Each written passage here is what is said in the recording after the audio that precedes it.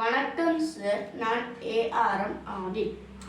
29 நாட்கள் கொண்ட ஒரு மாசி மாதத்தில் நடுநாள் செவ்வாய்க்கிழமை ஆகின் அம்மாதத்தின் முதல் இறுதி நாட்கள் குறிக்கும் கிழமைகள் யாவை?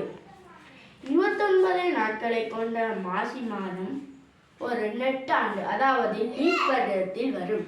லீப் வருடத்தில் 366 நாட்கள் காணப்படும்.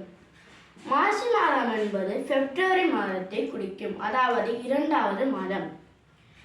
29ஐ 2ஆல் பிரித்தால் 14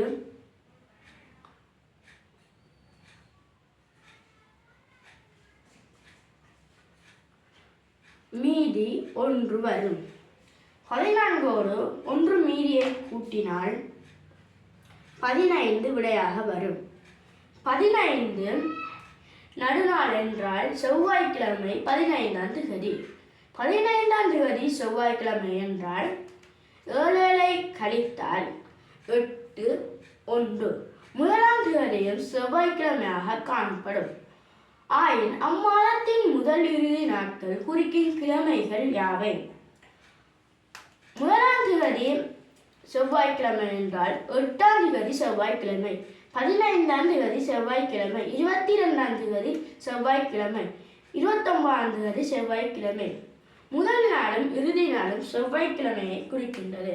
இதற்கு மிகவும் சரியான விடை செவ்வாய்க்கிழமை.